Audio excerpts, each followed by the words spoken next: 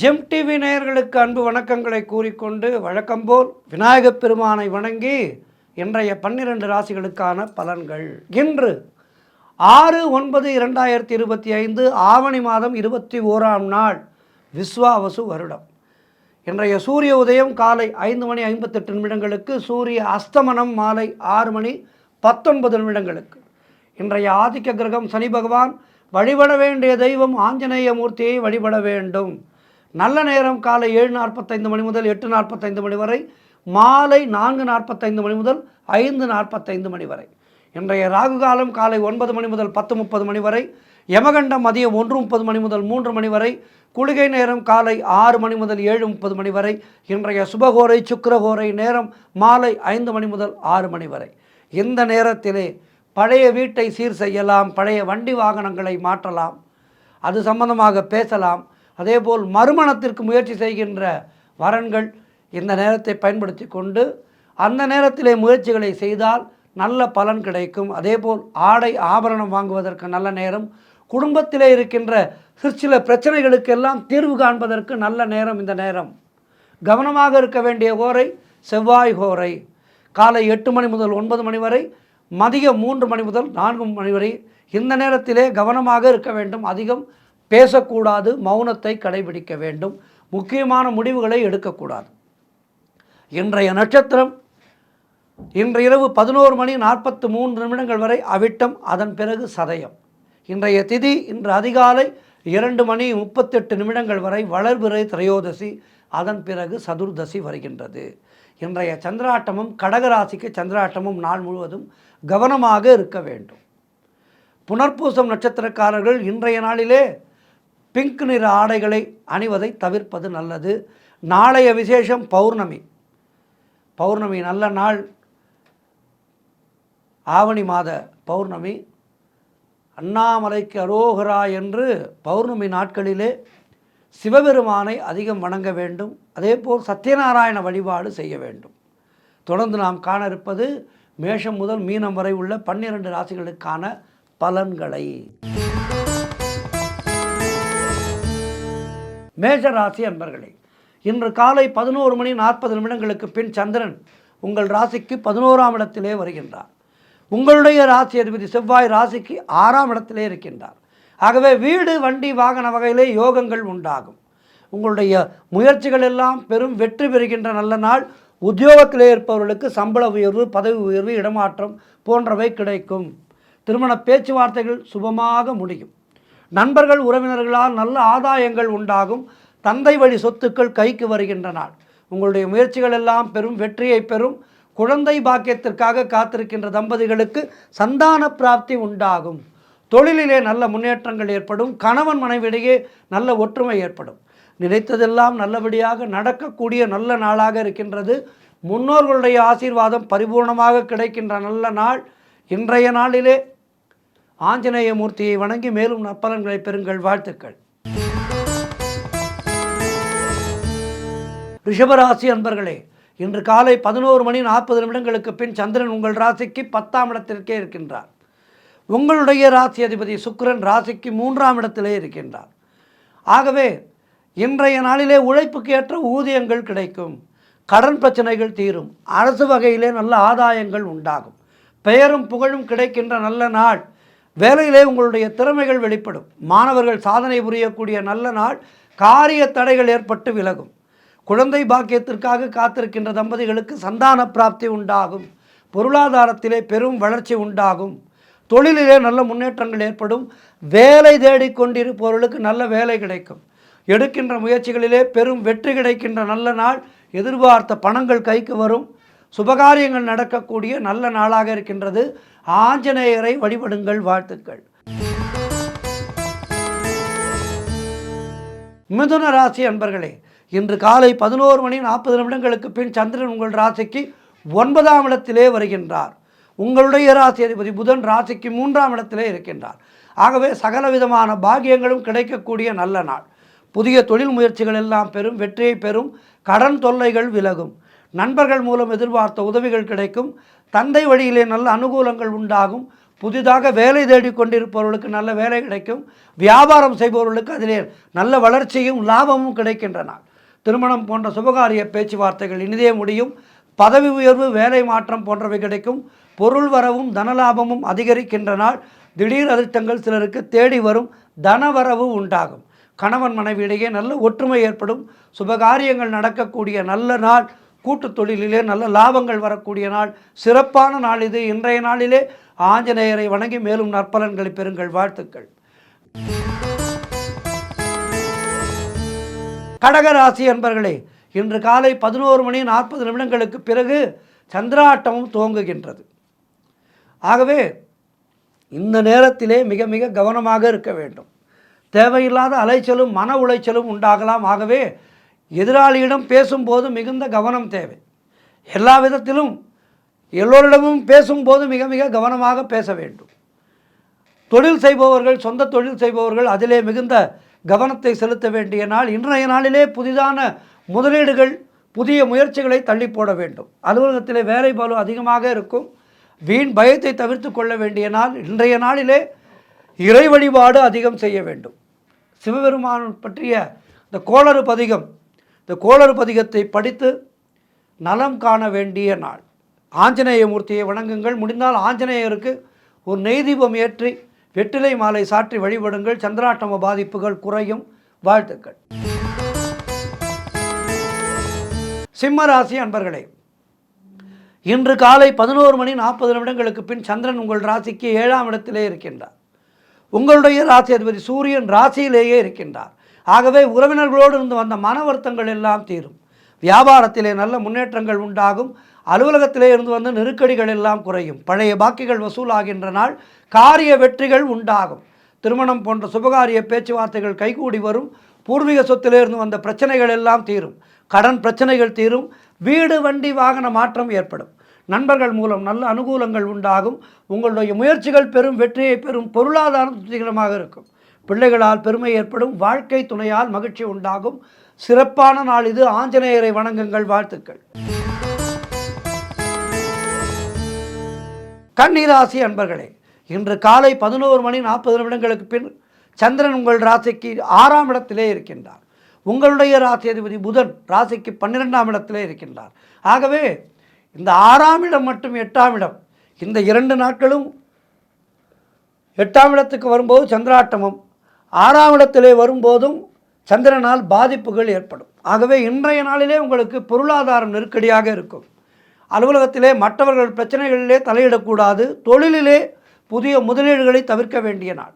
வெளியூர் பிரயாணங்கள் செல்வதை தவிர்க்க வேண்டும். கடன் வாங்கக்கூடாது, கடன் கொடுக்கக்கூடாது. மேலதிகாரிகளால் நெருக்கடிகள் உண்டாகும். ஆகவே தேவையில்லாத பயத்தை தவிர்த்து கொள்ளுங்கள். மற்றவர்களுடைய விஷயங்களிலே தலையிடாதீர்கள், கருத்து சொல்லாதீர்கள் யாருக்கும். வீண் வாக்குவாதங்களை எல்லாம் தவிர்க்க வேண்டிய நாள். இறை சிந்தனை அதிகம் இருக்க வேண்டிய நாள். மௌனத்தை கடைபிடிக்க வேண்டிய நாள் இன்றைய நாள். இன்றைய நாளிலே ஆஞ்சநேய மூர்த்தியை வணங்குங்கள். முடிந்தால் ஆஞ்சநேயருக்கு ஒரு நெய் தீபம் ஏற்றுங்கள். வெற்றிலை மாலை சாற்றுங்கள். வாழ்த்துக்கள். துலாம் ராசி அன்பர்களே, இன்று காலை 11:40 பின் சந்திரன் உங்கள் ராசிக்கு 5ஆம் இடத்திலே வருகின்றார். உங்களுடைய ராசி அதிபதி சுக்கிரன் ராசிக்கு 10ஆம் இடத்திலே இருக்கின்றார். ஆகவே பணவரவு அதிகரிக்கும். குழந்தை பாக்கியத்திற்காக காத்திருக்கின்ற தம்பதிகளுக்கு சந்தான பிராப்தி உண்டாகும். தொழில் மற்றும் வியாபாரத்திலே சிறப்பான முன்னேற்றம் உண்டாகும். காரிய தடைகள் விலகி நீங்கள் எடுக்கின்ற முயற்சிகளிலே பெரும் வெற்றி கிடைக்கின்ற நல்ல நாள். பொருளாதாரம் திருப்திகரமாக இருக்கும். தொட்டதெல்லாம் பொன்னாகக்கூடிய நல்ல நாள். நண்பர்களோடு இருந்து வந்த மன வருத்தங்கள் எல்லாம் தீரும். வேலையிலே காத்திருந்த இடமாற்றம் அமையும். முன்னோர்களுடைய சொத்திலே இருந்து வந்த பிரச்சனைகள் எல்லாம் தீர்ந்து உங்கள் கைக்கு சொத்துக்கள் வந்து சேரும். மனம் சந்தோஷமாக இருக்கும். செய்கின்ற செயலிலே பெயரும் புகழும் கிடைக்கின்ற நல்ல நாள். உடல் ஆரோக்கியம் திருப்திகரமாக இருக்கும். ஆஞ்சநேயரை வணங்குங்கள். வாழ்த்துக்கள்.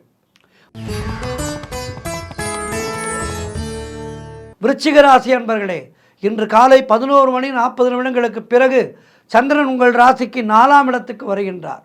உங்களுடைய ராசி அதிபதி செவ்வாய் ராசிக்கு 11ஆம் இடத்திலே இருக்கின்றார். ஆகவே உடல் ஆரோக்கியம் நன்றாக இருக்கும். திருமணம் போன்ற சுபகாரிய பேச்சுவார்த்தைகள் இனிதே முடியும். மனக்குழப்பங்கள் எல்லாம் தீரும். வீடு, வண்டி, வாகன மாற்றம் ஏற்படும். தாய் வழி சொந்தங்களின் உதவிகள் எல்லாம் கிடைக்கும். பொருளாதாரத்திலே பெரும் வளர்ச்சி உண்டாகின்ற நல்ல நாள். கணவன் மனைவியிடையே நல்ல ஒற்றுமை ஏற்படும். உத்தியோக வகையிலே நல்ல மாற்றம் ஏற்படும்.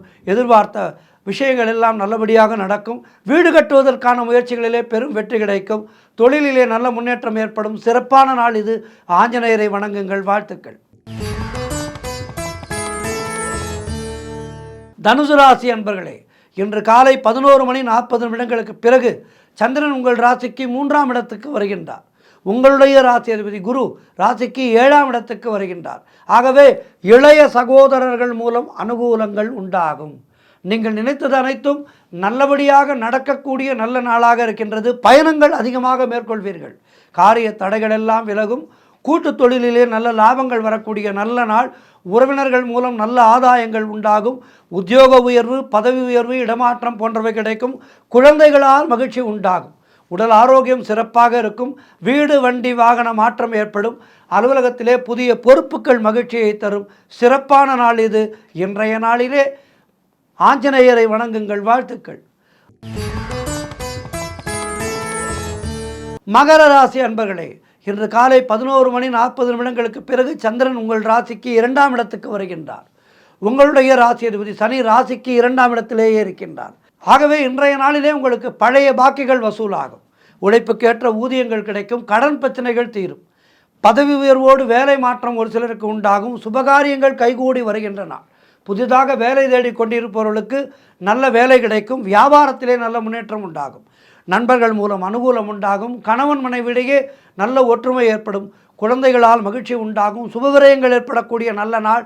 திடீர் பணவரவு உண்டாகும். செய்கின்ற தொழிலிலே நல்ல லாபங்கள் ஏற்படக்கூடிய அற்புதமான நாள். குடும்ப ஒற்றுமை சந்தோஷத்தை தரும். ஆஞ்சநேயரை வணங்குங்கள். வாழ்த்துக்கள். கும்பராசி அன்பர்களே, இன்று காலை 11:40 பிறகு சந்திரன் உங்கள் ராசியிலேயே வருகின்றார். உங்களுடைய ராசி அதிபதி சனி ராசியிலேயே இருக்கின்றார். ஆகவே நினைத்த காரியங்கள் எல்லாம் நல்லபடியாக நடக்கக்கூடிய நல்ல நாள். மனம் சந்தோஷமாக இருக்கும். எதிலும் வெற்றி உண்டாகின்ற நல்ல நாள். கணவன் மனைவிக்குள் இருந்து வந்த பிரச்சனைகள் எல்லாம் சரியாகும். பூர்வீக சொத்திலே இருந்து வந்த பிரச்சனைகள் எல்லாம் சரியாகி பணம் உங்கள் கைக்கு வரும். தொழிலிலே நல்ல முன்னேற்றங்கள் ஏற்படும். குழந்தை பாக்கியத்திற்காக காத்திருக்கின்ற தம்பதிகளுக்கு சந்தான பிராப்தி உண்டாகும். உடல் ஆரோக்கியத்திலே நல்ல முன்னேற்றங்கள் உண்டாகும். பொருளாதாரம் திருப்திகரமாக இருக்கும். பிள்ளைகளால் பெருமை ஏற்படும். சிறப்பான நாள் இது. ஆஞ்சநேயர் மூர்த்தியை வணங்குங்கள். வாழ்த்துக்கள். இறுதியாக மீனராசி அன்பர்களே, இன்று காலை சந்திரன் 11:40 பிறகு உங்கள் ராசிக்கு வருகின்றார். அதேபோல் உங்களுடைய ராசி அதிபதி குரு ராசிக்கு 4ஆம் இடத்திலே இருக்கின்றார். ஆகவே திருமணம் போன்ற சுபகாரிய பேச்சுவார்த்தைகள் சற்று தள்ளி போகும். வீடு, வண்டி சம்பந்தமான விரய செலவுகள் சிலருக்கு ஏற்படலாம். காரிய தடைகள் ஏற்பட்டு விலகுகின்றன. தேவையில்லாத செலவுகள் ஏற்படும். உத்தியோகத்திலே இருப்பவர்கள் பணியிலே கூடுதல் கவனம் செலுத்த வேண்டிய நாள். தேவையில்லாத பயத்தை தவிர்த்து கொள்ளுங்கள். கூட்டு தொழிலிலே மன வருத்தங்கள் உண்டாகலாம். ஆகவே கவனமாக இருங்கள். பேசுகின்ற பேச்சு இறைவனை அதிகம் நினைக்க வேண்டும். இன்றைய நாளிலே இறைவனுடைய நாமத்தை சொல்லிக்கொண்டே இருங்கள். குலதெய்வ வழிபாடு முக்கியம். அலுவலகத்திலே வீண் வாதங்களை எல்லாம் தவிர்க்க வேண்டிய நாள். பிறரை பற்றி அவர் இல்லாத போது எதுவும் பேசாதீர்கள். கவனமாக இருக்க வேண்டிய நாள் இன்றைய நாள். ஆஞ்சநேய மூர்த்தியை வணங்குங்கள். உடல் நலத்திலே எச்சரிக்கையாக இருக்க வேண்டும்.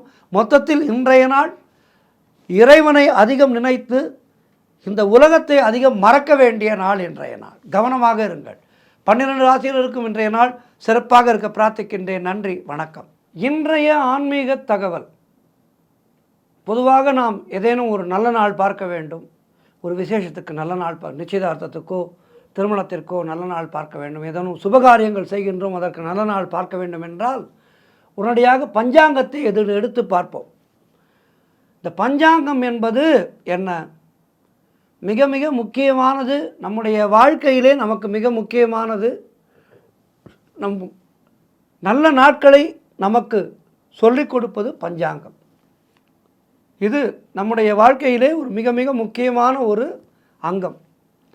நம்முடைய முன்னோர்கள் இதனை பார்த்துத்தான் அன்றாட வாழ்க்கையை வெற்றிகரமாக நடத்தினார்கள். விதை விதைப்பதிலிருந்து அறுவடை மற்றும் திருவிழா எல்லாவற்றுக்கும் பஞ்சாங்கத்தை பார்த்துத்தான் வாழ்க்கை வாழ்ந்தனர். பஞ்சாங்கம் என்பது ஒவ்வொரு இல்லத்திலேயும் இருக்க வேண்டிய முக்கியமான பொக்கிஷம்.